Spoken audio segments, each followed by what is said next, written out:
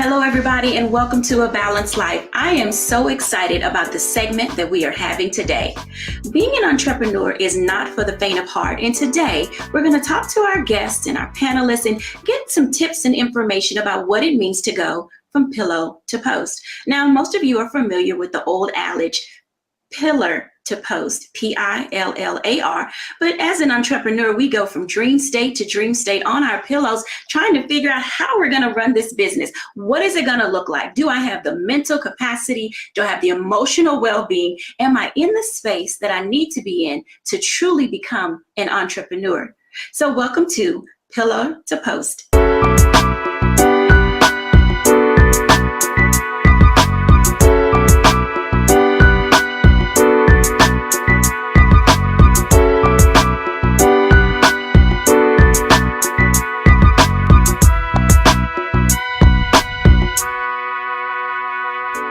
So today, as we are getting ready to have this conversation and dialogue, I want to bring in all of our guests. And this is the reason why. Sometimes you have to learn from the oldest of us to the millennials among us. And as our guests come in, we're going to have this bit of a conversation related to how do we get started in business? What does business look like? How do we go from one thing to the next? So I'm bringing in Corey Briscoe, Managing Partner and COO of ABCD and Company, and then also Dr. Tierney, Life Coach and author of Leveling Up. So these two individuals, have been with us for a while now. And I know that as I get your texts, as I see your tweets, as you guys are talking to us on social media, they've really become two of your faves in a space that everybody wants to hear a male point of view. Mm-hmm. Hey, Corey. Mm-hmm. We are doing good. So when you get to that space, Corey, of what it looks like to be an entrepreneur, sometimes it isn't really easy. And I know that Dr. Tierney has talked to us from time to time about what it means to level up and how do we get out of our own way and become the best that we can be. So Corey, can you share, and I'm talking to specifically men because Corey is a male and that voice is so important to our audience. Corey, when you thought about what it would look like to run your own business, what are some of the things that you can share with our male audience about taking a deep breath and just getting to it?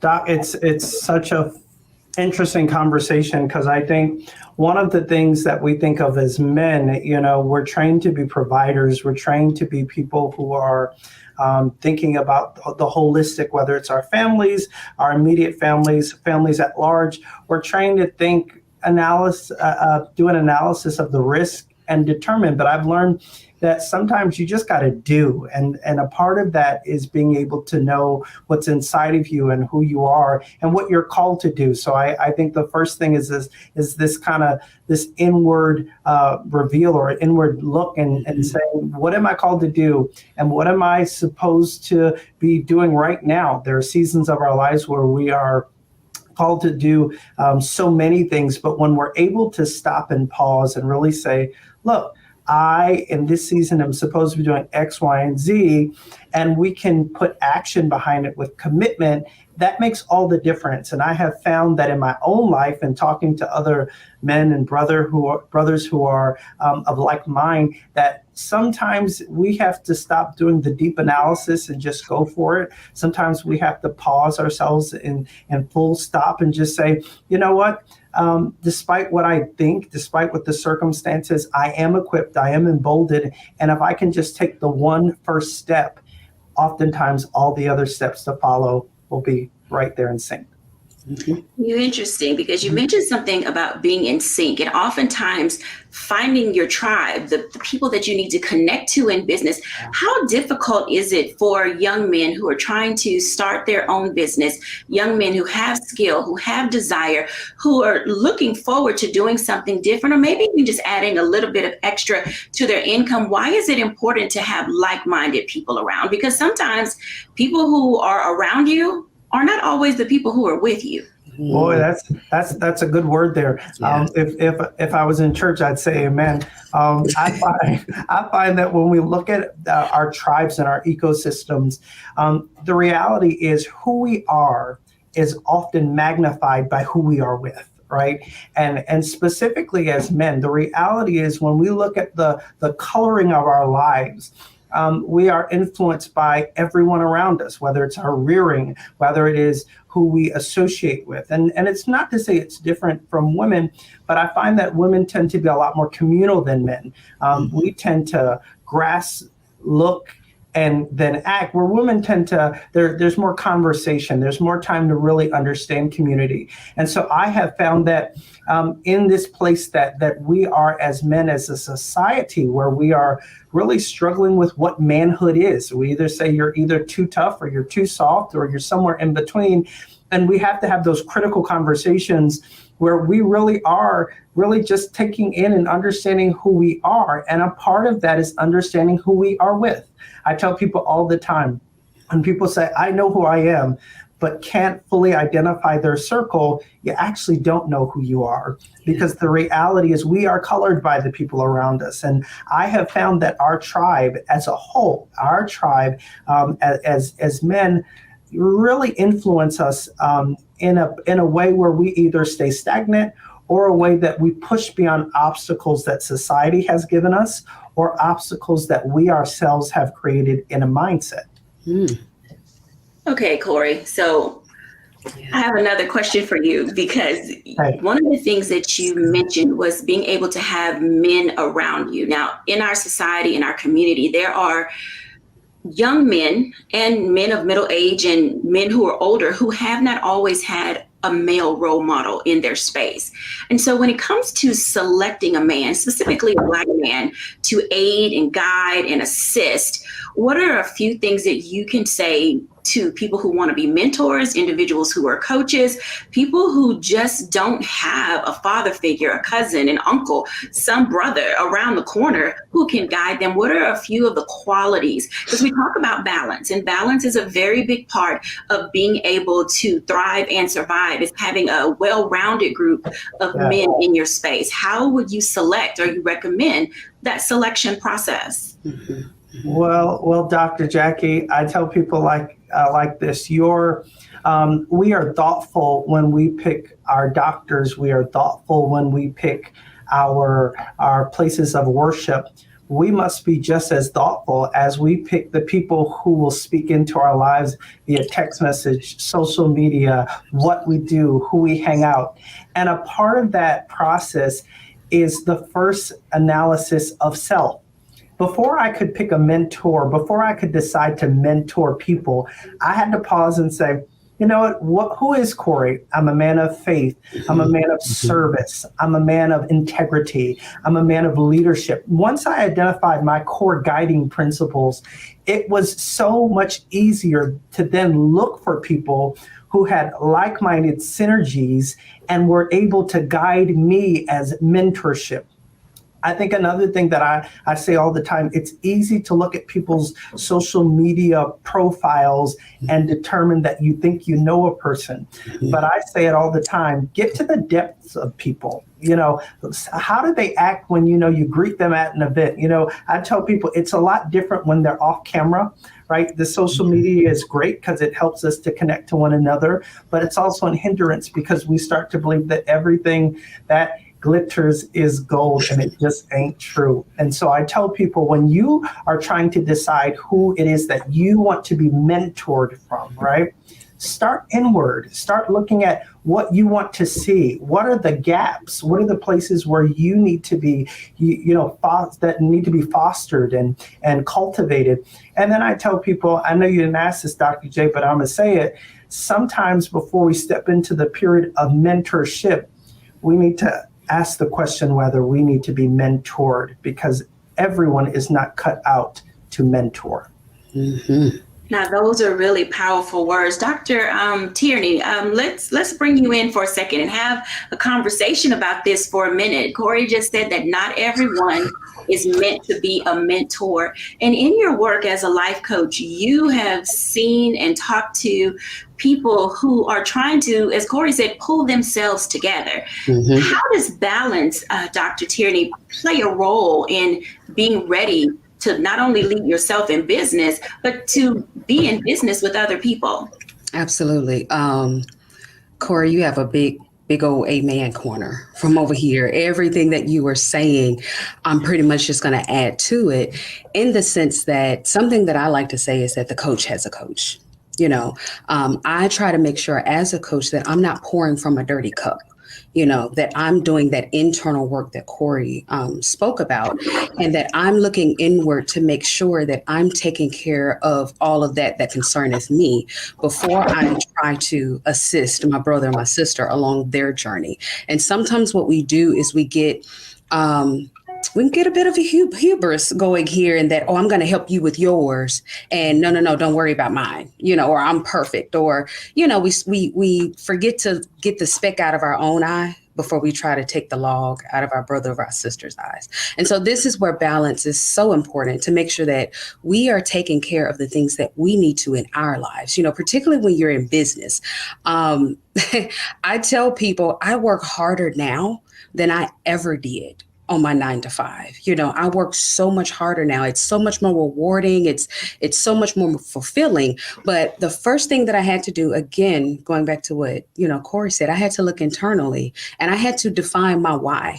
Why do I want to do this? Why is this important, to me? If it's just about making money, if it's just about you don't want to come under the authority, of having a supervisor or anything like that, then that's not going to be enough to sustain you as you're out here walking out entrepreneurship, particularly in a mentorship, leadership capacity. You have to make sure that you have done that internal work and you're maintaining your balance so that you can continue to be effective in whatever role that you're serving in. Dr. Tierney, now, I'm praying for our audience, because what you just stated is making everybody feel some type of way. And I know that as they watch this show, they're going to be in their feelings from week to week. You said you cannot pour from a dirty cup. Cannot. And if you don't like walking by the mirror and seeing yourself and saying, oh, I need to lose this weight, oh, I need to get my act together. When you start to look at all of the past, all of the pain, all the struggles that are in that cup, why do you believe it's difficult for people to take that introspective look? Because having a good introspective look can lead you to the role of balance and get you on the right pathway. It's something, I guess sorry, not sorry, but it's one of those things where we have to sometimes get in our feelings, get in our own stuff. I have to look inward at me, and I'm just going to call myself to the carpet. There are times where I had to stop and say, okay, now Tierney, now hold on now. Now that's not, no ma'am, we're not going to go there, because then let's say the next day, a client comes and they're talking about the things that they're working through. And if I haven't dealt with it within myself, I'll then start to connect with them in a way that's not healthy. I'll start to guide them in a way that they don't need to go, because I'm pouring from these past hurts or traumas or things that I myself haven't dealt with. If I'm still walking past the mirror saying, yeah, you need to work on this, you need to work on that. When I hear a client coming with negative self-talk, I won't be able to help them not do that anymore, help them to develop a positive self-talk if I have a negative self-talk. So that's why it's critical that we have to make sure that we're not pouring from a dirty cup, because if we're doing that, then we're just pouring more hurt, more pain, more negativity, onto the people that we're supposed to be helping and leading. Now I will say this, it doesn't feel good. This is not something that feels good. And I'm not going to sugarcoat it for you. I spent a number of years working out my own stuff, so this isn't something that I just woke up overnight and was like, boom, I'm going to be an entrepreneur. I'm going to coach people, and that's what I'm going to do.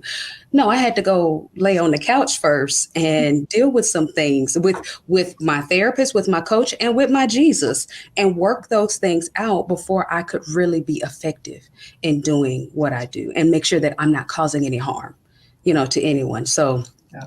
It's not a comfortable, thing, but anything in life worth having, is it ever really comfortable? Can you level up from your comfort zone? So I know this may be a hard word, but sorry, not really sorry. Hurting people really can't serve well, and it's difficult for people to hear. We want to, as we were talking about, go from pillar to post or pillar to post. We want to run to this thing and run to that thing, and thinking that we're going to find our zone, find the niche that we're supposed to be in, find that space where everything is fine and we're going to be fulfilled. But as we're listening and as we're learning, we're discovering that as individuals, we have to make sure we have our own house in order. When we come back after the break, I want to bring in Corey's partners, because I think it's important that we begin to understand generationally how balance matters. Balance is a very big part of our everyday living, and sometimes we have a tendency to sleep on what it means to get enough rest, what it means to have time just for yourself. And when you work in a group, sometimes it's not easy. When we're back after the break.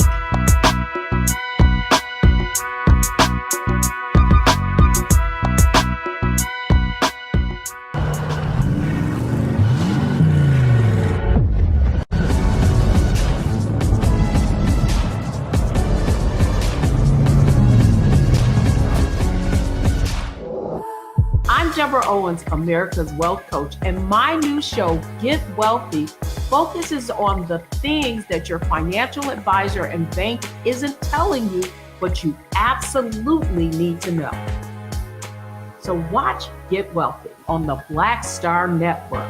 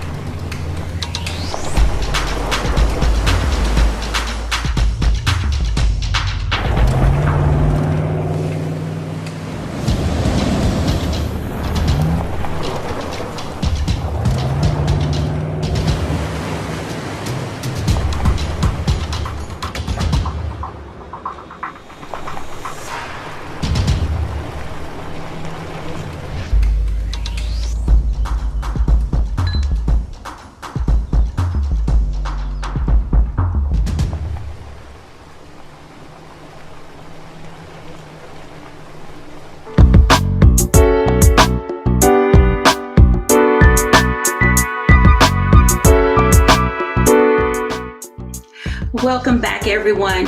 Let me tell you, this conversation and dialogue that Corey and Dr. Tierney just took us through, I know you're in your feelings. You're wearing them on your sleeve. You're feeling some kind of way. Hey, tell us all about it. Reach out to us in text messages, in the chat. Get with us on social media. Share with us why this conversation has been important and relevant to you. I want to bring in the rest of A, B, C, and D right now with Corey Briscoe, Brittany Calhoun Briscoe, and Derisha Moore. And we're missing our A today, our Amber Dozier. Hey, A, B, C, and D.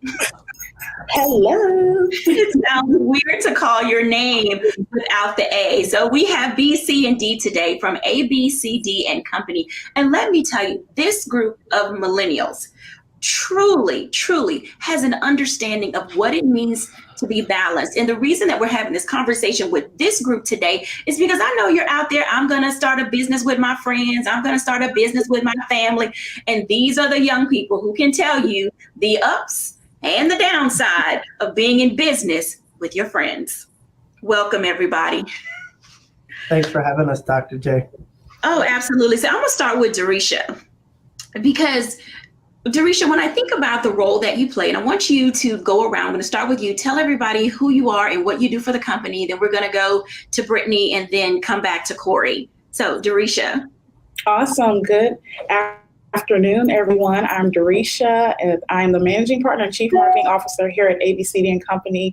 So all things related to how we engage with our target customers and clients is in my auspice. So I'm leading that with a dynamic team and excited to be here today. Miss Brittany. Hello, everyone. I am Brittany Briscoe. I am Chief Creative Officer and Managing Partner here at ABCD and Company. It is such a pleasure to be here today. And here at ABCD and Company, I am what you call the brand snob. I literally, from internal and external with our clients and to ABCD's own brand, I am the keeper of the brand. I make sure that we stay on target on messaging, visually, and how we come across to our stakeholders. And Corey Briscoe. And I'm the Chief Operating Officer at ABCD and Company, and I oversee talent management, day-to-day operations, finance here at the firm. And so I tell people all the time, they spend the money, I manage the money.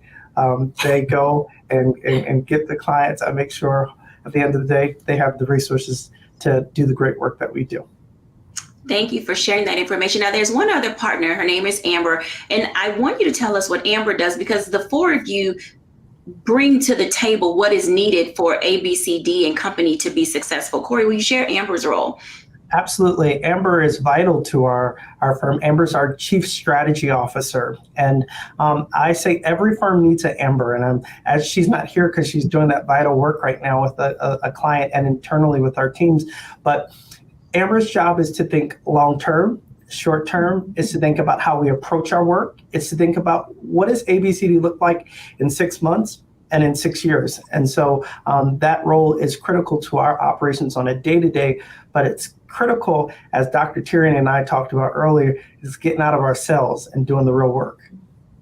So when you think about the makeup and the design of your company and everybody on screen sharing this information with us, why and how did you select what everybody was going to do? Because it's not easy when you're thinking about how do I balance a company. And Corey, I feel for you, dude. I mean, you're the only guy in the company. And so I know how that dynamic can work from time to time. And oftentimes individuals find it difficult to work with individuals who they know well. Now, you guys, for our audience, these young people went to college together. They are, in business together. They are in community leadership together. And we'll talk a little later about some of the things, how you balance your company with civic engagement. But when you think of the balance and the selection, who decided who was going to do what? Because getting those roles right without having the hiccups later down the road is a very important part to being balanced in business. I'll start. It's funny. Sorry. This is a really passionate question because as a struggling visionary, sometimes you want to be all things to all people. And so I think as an entrepreneur, most times you do have a vision, and that vision can be very grand and very big, and finding the right partnerships and people to connect to make that vision come to life is so vital. And I love the conversation earlier about figuring out your why. That was something that we were very clear about individually. And so when we were talking about what everyone should do, although the roles have evolved since then, it still connects to our why and why we pursued entrepreneurship. But I would also say it also is connected to why ABCD exists, because sometimes our purpose is connected to something so much bigger, and it gives you the ability to stay focused. So I would say it was the ability to understand your why, our why individually, and then how that connected to the larger goal of the company, because they too can coexist. Now that's an interesting word. So Corey, did you want to add to that before I ask about the clashing? Because coexisting is not easy in business. No, give me the clashing. Give me the clashing. The clashing. So clashing is a very important part of learning to become balanced, because you do have to figure out how the rubber meets the road in your organization. And so personality-wise, as you said before, the beginning, the middle, and the end, how does all of this work? And where do the clashes come in business? But how do you, again, make sure the big picture stays the big picture?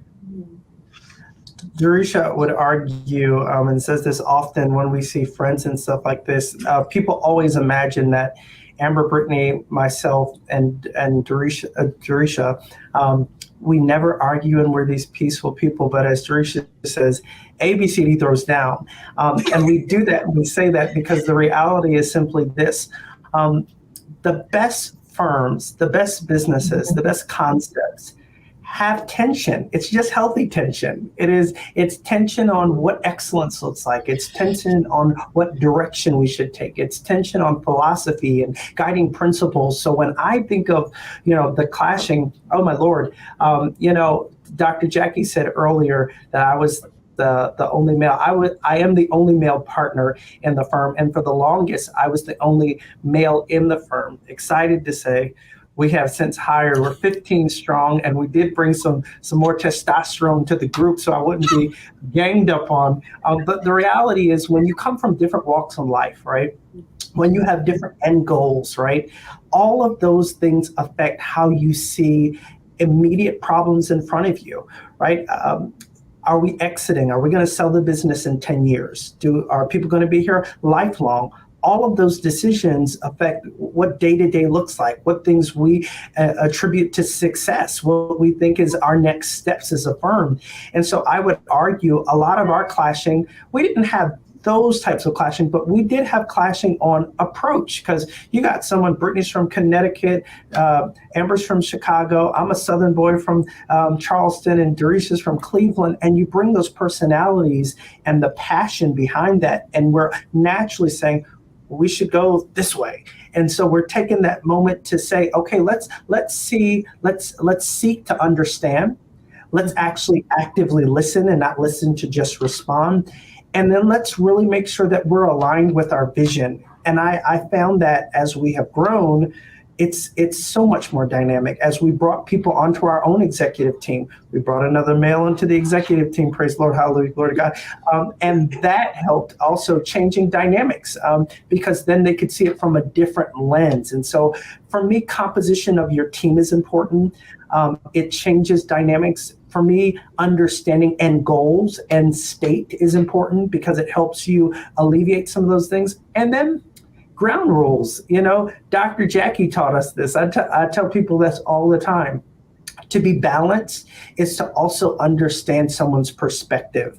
And that for us has changed the game on how we interact with each other. So this brings me to Brittany. Because Brittany, you are the individual, as you stated, with your job description, your title, and your role. You seem like the creative and the peacekeeper. When you're bringing on these additional persons, Brittany, into the company, how do you balance having other personality types in your space, especially the space that the four of you created together? What does that look like for you when you're mentally and emotionally processing additional onboarding? I think it's so funny that you called me out. That is completely me. I would say the culture of your organization matters. From your onboarding, many companies and organizations just bring people on and throw them into the pan and hope they don't burn. We take a completely different approach here at ABC Company, and our goal is to make sure that you not only understand your role, but understand your part in the ABC magic, if that makes sense.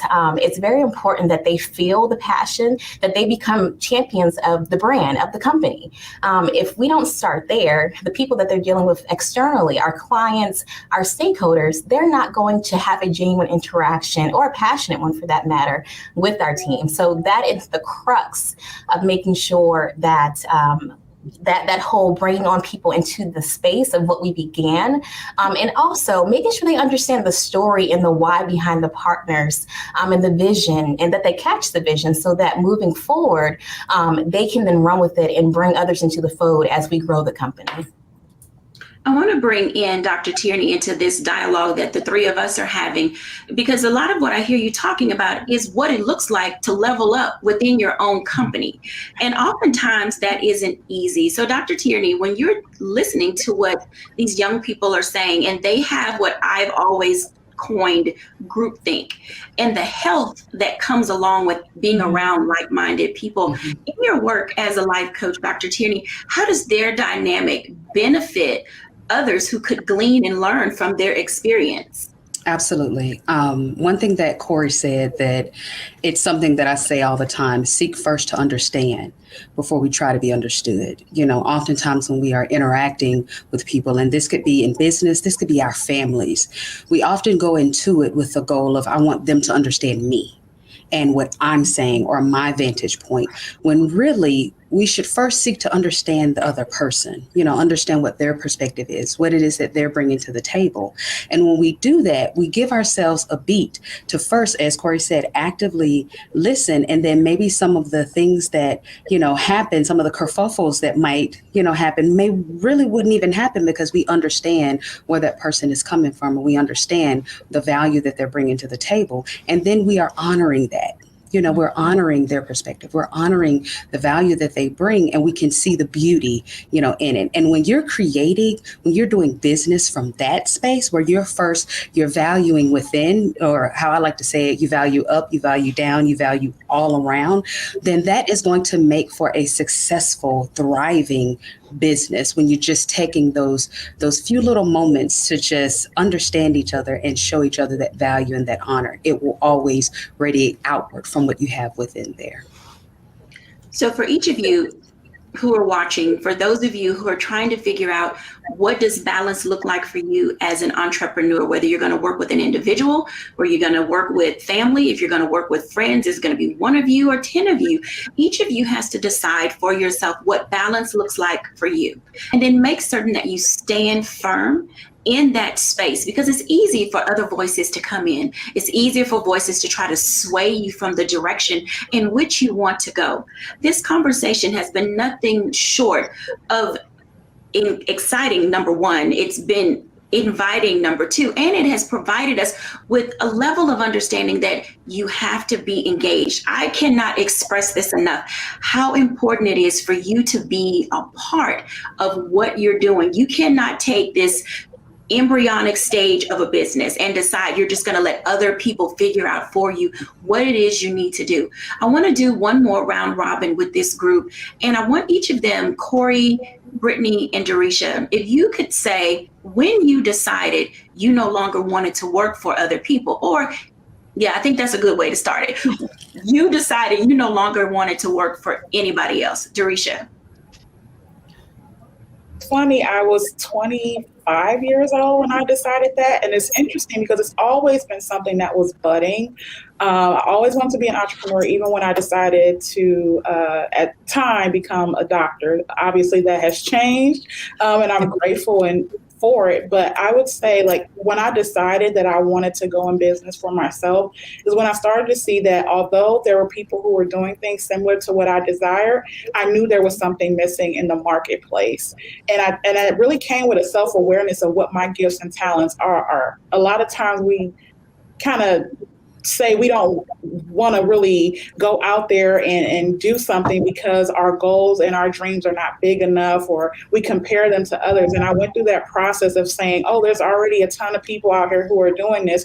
What do I really bring to the marketplace? But when I decided that I wanted to really hone in on my gifts and talents and realize that I was unique and I was beautifully and wonderfully made, that's when I made the decision to launch out and do something different. And I think it's proven that it's working. And each and every day I evolve and grow into this person, this entrepreneur. And that's something I want to share, is that as an entrepreneur, you'll always evolve. There'll always be seasons where you're finding out more about who you are and what you bring to the marketplace and to your team as well.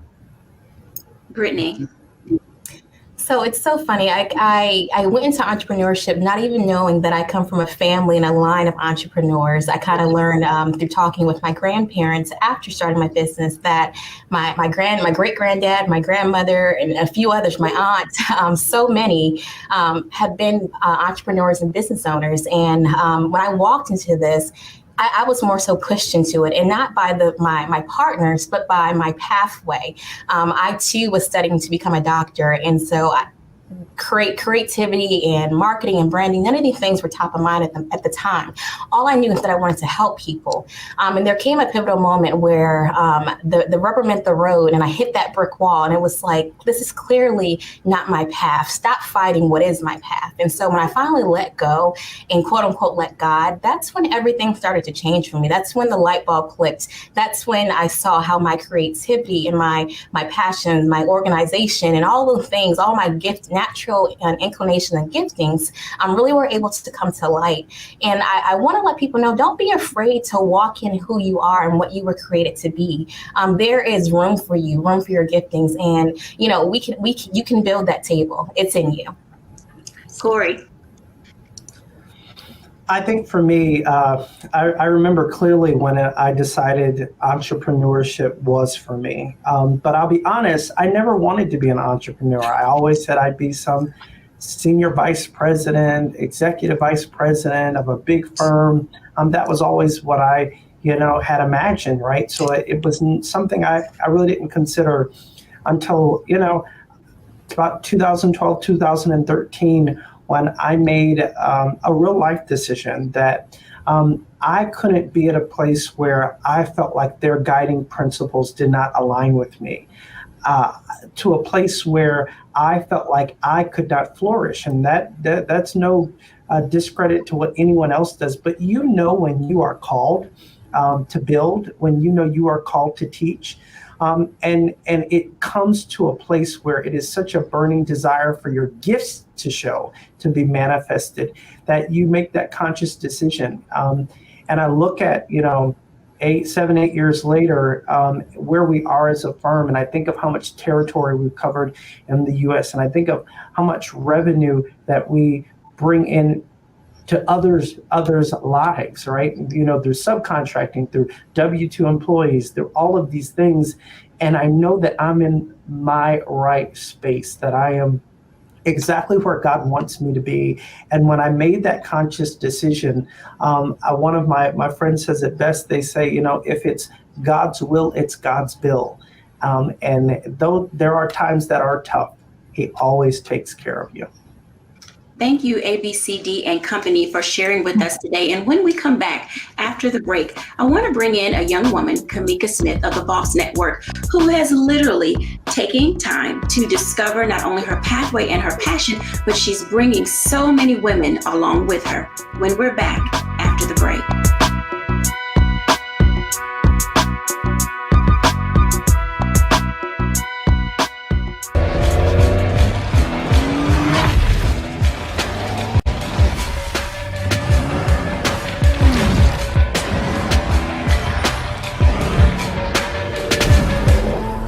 Pull up a chair, take your seat. The Black Tape with me, Dr. Greg Carr, here on the Black Star Network. Every week, we'll take a deeper dive into the world we're living in. Join the conversation only on the Black Star Network.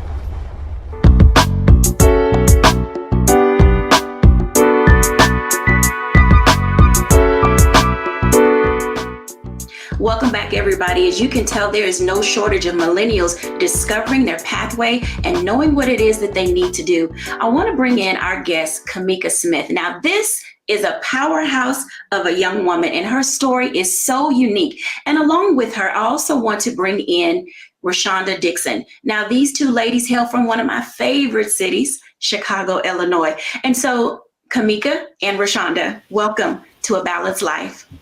Hi, Dr. Jacquie. Thanks for having me. I am so excited and elated to have both of you here to share with us. Now, I have to admit, I'm a Southern girl, and you guys are in the Midwest, and you're doing business in a space, in a town that can often be seen as difficult to do business in, but somehow you guys have found a way and an ability to thrive. And I want to start with Kamika, because your situation is unique. Tell us a little bit about how the Boss Network got started. Okay, wonderful. Well, thank you, Dr. Jacquie, for having me, first of all. My background is in education. I started off here in Chicago working for Chicago Public Schools as an administrator. So I knew that part of my journey would be service. I always wanted to give back. I always wanted to be able to inspire people. And, for me, that journey was working with young people. And through that career, I was also, starting businesses because I had an entrepreneurial spirit. So I knew that, I would want to have businesses on the side. I didn't really think of them as, full-time businesses, but more so hustles is what we call them here in Chicago. And as I was on that journey to, kind of finding my way through my career and, starting my businesses, I was actually laid off. And so I think a lot of people experience that, when they're laid off, trying to figure out, what's next for me. Mm-hmm.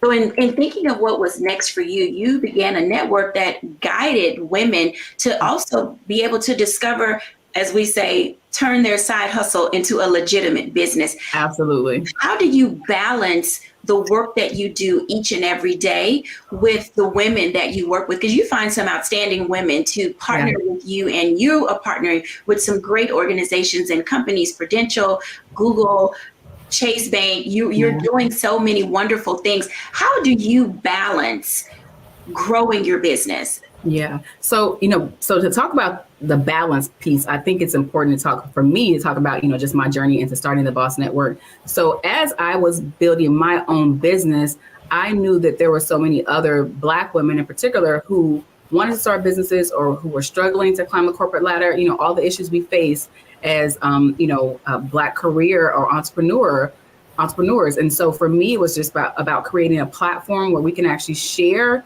in a very transparent way some of the struggles that we were having, and then work together as a community to bring forth those resources. So it really is through that community and that connection for the women within the Boss Network. I mean, when we started out, we probably had about 200 women here in Chicago, and now we reach over 200,000 women nationally with our digital platform.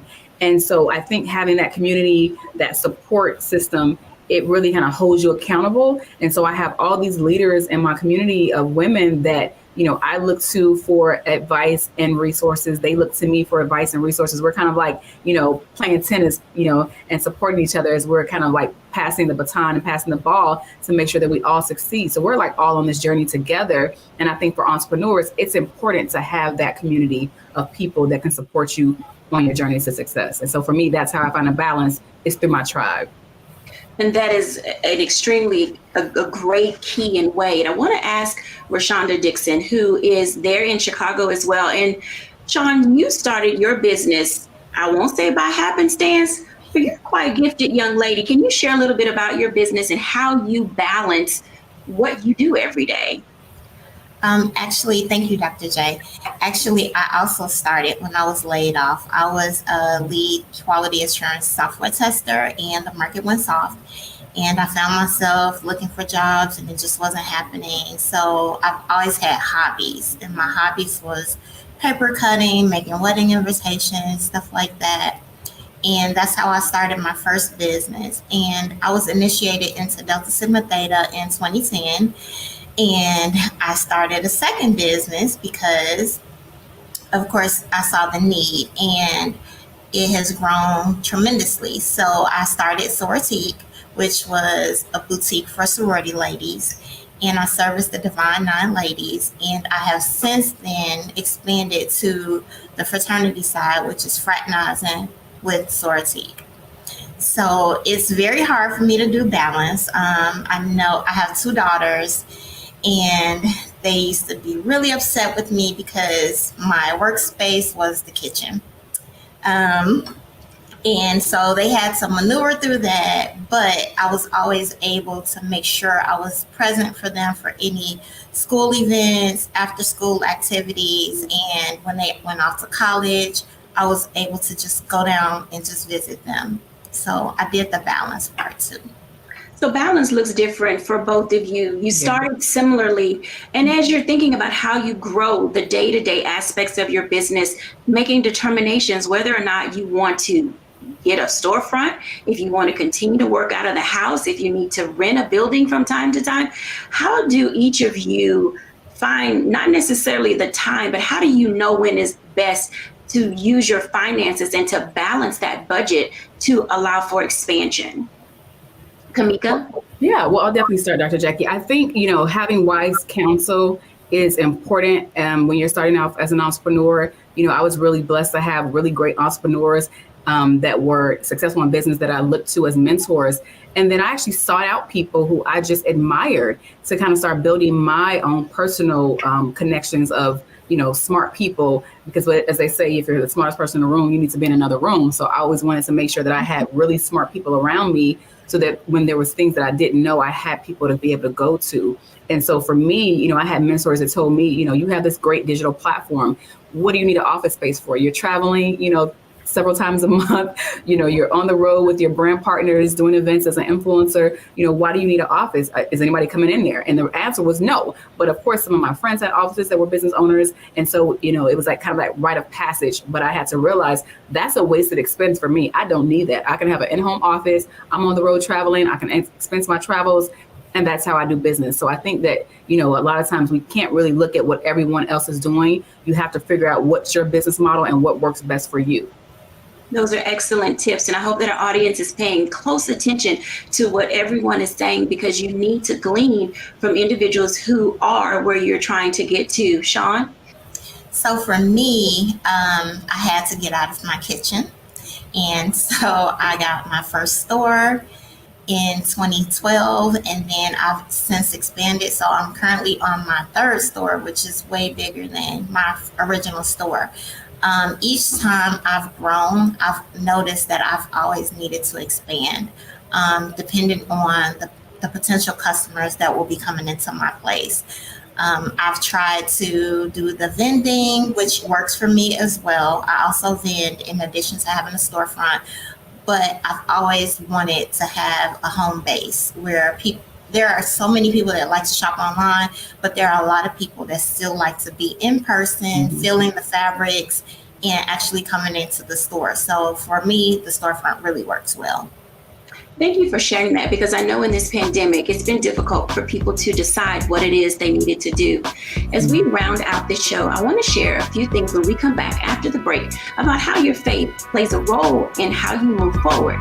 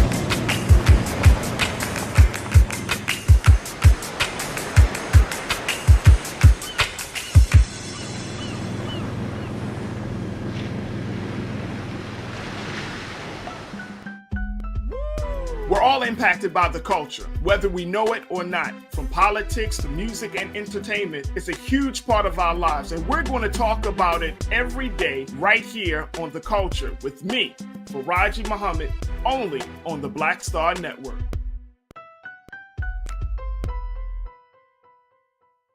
It's time to be smart.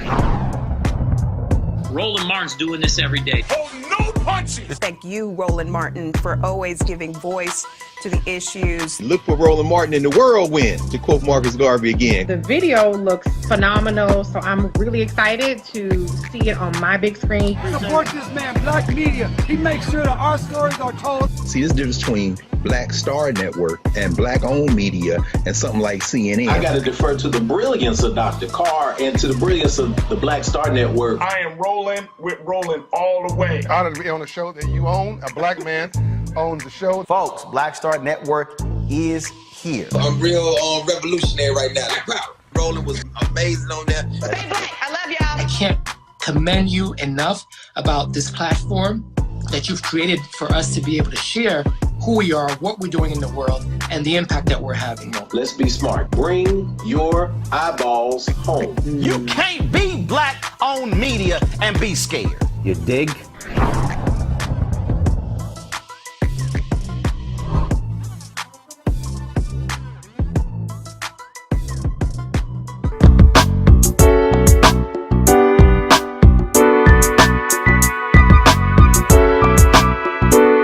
Welcome back, everyone. As you can tell, learning how to balance when running a business is not an easy task. I say this all the time.